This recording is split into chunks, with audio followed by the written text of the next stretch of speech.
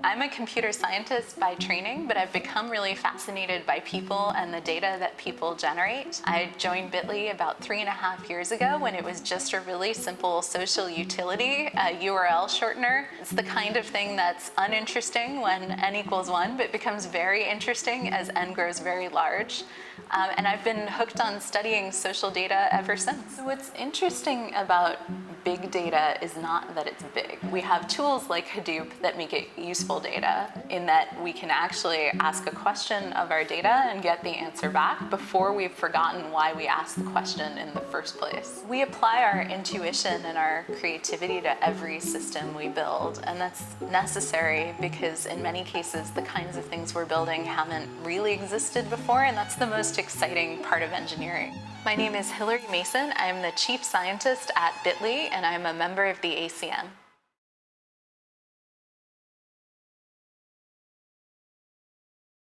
So I consider data science to be an emergence and a confluence of several disciplines that have existed for a very long time. So a data scientist has 3 sets of core skills, and those skills are mathematical or statistical ability to build models from data, an engineering ability, which is so important to actually get the data and make it useful and then program those models. And sometimes the engineering ability to actually build infrastructure off of that data. And then finally, the curiosity, the liberal arts side of being able to know what questions are good to ask, being able to take a problem from one context, figure out how to solve it with that data, and then translate the answer back to someone who wasn't involved in the original analysis. And those 3 capacities combined in one professional is what makes a data scientist. So what's interesting about big data is not that it's big. So the size of the data is actually not that interesting, and there are many examples of amazing work being done on data that's not that big. And one of my favorites is the OkCupid blog, where on only a few gigabytes of data in terms of size, they've written some of the most insightful and hilarious content I've ever seen. So what I think is actually fundamentally interesting about big data is that we have tools like Hadoop that make it useful data, in that we can actually ask a question of our data and get the answer back before we've forgotten why we asked the question in the first place. And that's what's fundamentally new, right? So it used to be that you could do the same analysis, but it might take a day or a week or even a month to run. Now you can do it and have the answer in a few minutes, which lets people be much more creative with it. So big data is a set of tools for making data useful. Data science is the ability to take those tools and apply them inside a context. So a data scientist will use these tools to, count things, but they will know what to count, they'll know what the answers mean, and they'll know how to communicate it back to somebody else. One of the things I found really fascinating about the data science community is that people come to it from so many different backgrounds. And in fact, it seems like physicists make amazing data scientists. And my personal theory is that it's because physicists are used to studying a messy reality and building models that are a little bit simpler than that reality that make it make sense. And that data is itself its own messy reality. But there are many computer scientists who work in data science. That's my background. And I have many colleagues with a similar background. And so it is related, but it's orthogonal in that data science is not a subset of computer science and certainly not the other way around. But the skills you learn in computer science are very important for being effective as a data scientist.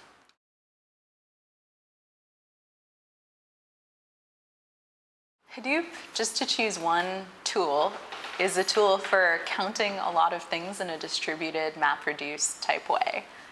It is one tool that a data scientist should know how to use to actually do an analysis or build a system or do some research.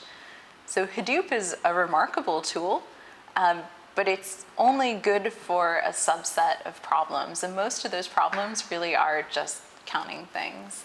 A data scientist is responsible for understanding not just the what and the how, but the why, and for really getting their hands into the data in a variety of ways. And I am always frightened when somebody has only one tool that they will use, because that's sort of the hammer syndrome. You know, it's a nail, I hit it with my hammer.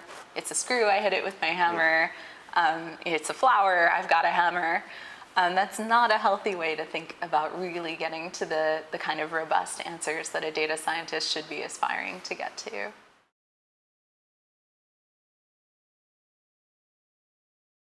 There are many examples I can think of applied data science, so I'll give you a few. So one is a data product.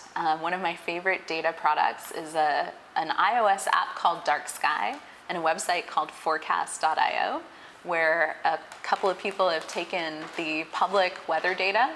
They take your local GPS location from your mobile, and they give you a micro forecast for right where you're standing. So they'll tell you it is going to start raining in 10 minutes and it will last for 15 minutes. And it's amazingly useful if you live in New York City and it takes you 10 minutes to get home or to the subway. But that's a great example of a data science problem applied in a product that's immediately useful.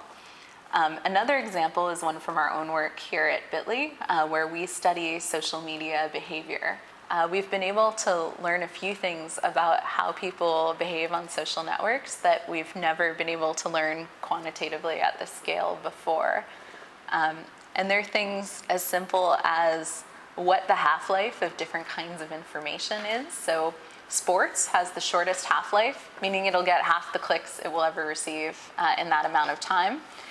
Because it turns out that once you've seen a set of sports scores, you don't need to see it again. You're not going to transmit that on. You're going to assume everyone else saw it at the same time you saw it.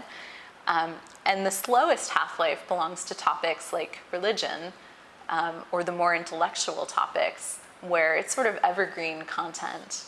We also have a category called silly things on the internet that sort of fits in the middle there, which is, you know, you're always happy to look at pictures of cute kittens and otters and puppies.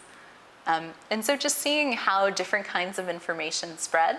Another thing I found totally fascinating is that we've been able to observe that what you share is a highly curated subset of what you consume on social networks. And this was surprising, but when I really started to think about it, it made a lot of sense, and my own behavior certainly reflects this. And so we observed that people share things that make them look good. They share things that support their identity and the identity they want to project socially. So they're sharing news stories, they're sharing essays, they're sharing Instagram photos of, you know, beautiful things, or, you know, I'm having fun photos.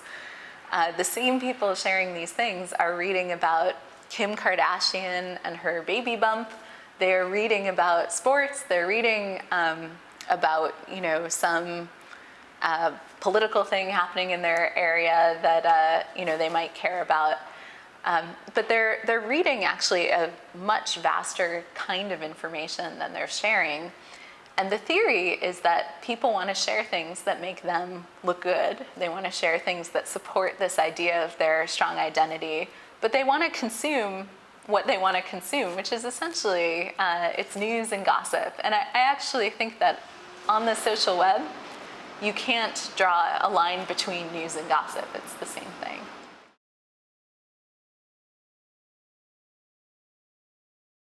So Bitly is not a trivial engineering challenge, and the joke is always that a URL shortener is 10 lines of code, haha, like, let's not worry about it. But there's actually a lot of fantastic infrastructure that goes behind the scenes to support a system. In terms of our data systems in particular, we work with a very simple engineering metaphor, and that metaphor is that we have a stream of data, we have a queuing system, we have queue readers, and those queue readers may do some processing. We have a data store of some kind, and we have an API layer on top of that. And then we may have a product layer on top of that as well, though we do try and build everything as an independent service, such that it can work with the other services that we run very easily. We've actually built our own queuing system. It's in Go, and it's highly concurrent, and it's called NSQ. It's open source, it's on our GitHub page, and we'd love for people to use it. And having a tool like that lets us have all of our data in a stream, where in our particular case, each line of the stream is one record, each record is one line of JSON code, It comes in, we can have things process it, and then we can either write our own data store for the kind of problem we're solving if one doesn't exist, or we can use an open source solution. So in various systems, we use Redis quite a lot. We like it a lot. It's a key value store. We've also built our own databases in a couple of different places. Some of those are open source as well. One of them allows us to model the time series of attention very effectively because we've built the math into the database itself. So as a field is updated, it's actually updating a calculation. And this is how we monitor the keywords in our bursting system in real time. So with these kinds of systems, there are lots of potential problem areas. They are getting the data in, making sure the data is correct, getting the data out, building something on top of that data. Most of the challenges are in understanding failures and when something changes. And sometimes this can be as simple as there's a huge spam attack, and it starts to corrupt a metric that we're depending on to actually have some value. So how do you deal with that? Or how do you deal with failures? Or how do you deal with going back in time?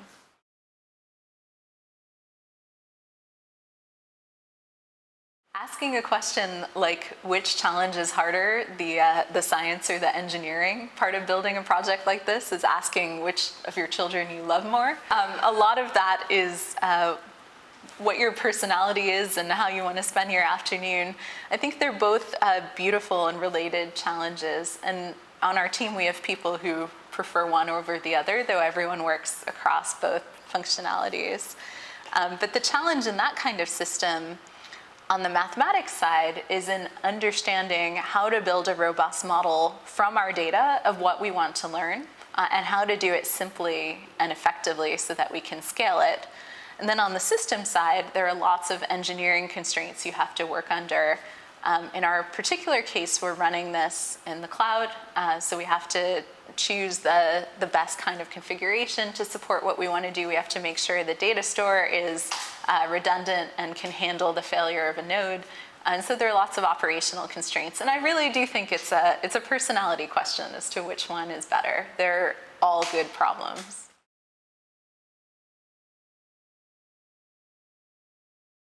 We apply our intuition and our creativity to every system we build, and that's necessary because in many cases the kinds of things we're building haven't really existed before, and that's the most exciting part of engineering, is building something new and interesting. But we tend to use a process where when we decide we want to solve a given problem, we go read the academic literature, we'll try to understand the best approach, and that's often a machine learning approach to the problem. We'll apply it to our data. We'll see what the results look like in an offline research way on our historical data, usually running on our cluster. And there it doesn't matter if our research takes a minute or 10 hours to run a job. We're able to get those results. Once we have that approach down, we think we have the best approach we're likely to get, then we start to look for how to simplify it. One of the best little bits of wisdom I saw on Twitter in the data community recently was you should read all the papers, see what the really dumb, stupid, simple technique they're benchmarking against is, and implement that. And that's pretty much what we end up doing, is we're able to make assumptions about our data and the nature of our data that let us vastly simplify some of the more complicated machine learning approaches that we might take in a more generalized case. And then we'll build that into a system that can actually run at scale. And I can give an example of a project we've done. One of the things we'd like to do is understand whether a given click is a human or not. So at the very base level, we have a system that filters out anything that identifies itself as a bot. But as you probably know, most bots don't necessarily identify themselves. And beyond that, there are human clicks that are not caused by behavior representative of human social sharing. And so when I take a link and I put it on a social network and you click on it, that's a particular kind of behavior that we want to highlight and understand. And when we're ranking content in our search service, we want to rank it by how socially engaged that content is. But there are many other use cases for Bitly that are not that. So we see people sharing links to their resume, or wrapping a bit.ly link around a JavaScript file that they've included in a template on a part of a website where they don't control the analytics to get more analytics. But that means that every time someone loads that JavaScript file, it'll count as a click in our system. And that has a very different pattern than the social behavior we're looking for. The social behavior is usually a spike of interest and then a decay. And that's actually consistent across countries, across social networks. That was one of the very first things we learned looking at our data. So we're able to build a system, we call it our organic versus inorganic classification system, where the first version was built on historical data. We had labeled training data. We were able to find the characteristics that define a human versus a non-human click. Once we had that, we trained a random forest decision tree on the results of that system. The decision tree is really fast. It can actually run on every click coming through the system and give it a score. And that allows us to have our downstream systems, like our search and our burst service, choose the threshold at which they want to use the data. And so our burst service is actually working with only around a third of the click data we see, because that is only the highest quality data, and that gives us the best results in that service.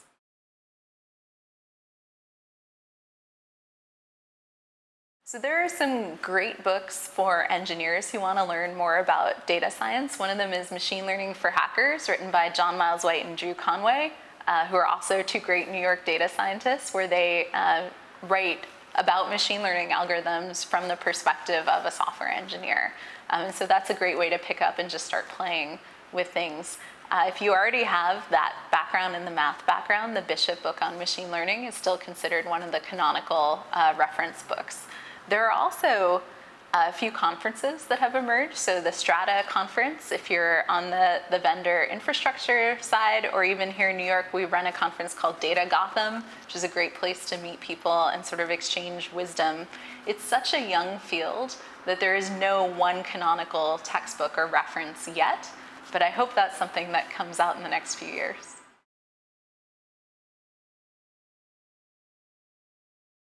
Data science is changing and growing really rapidly, and it's even absorbed some things that were not called data science before, but can be identified as data science, so more traditional analytics practices.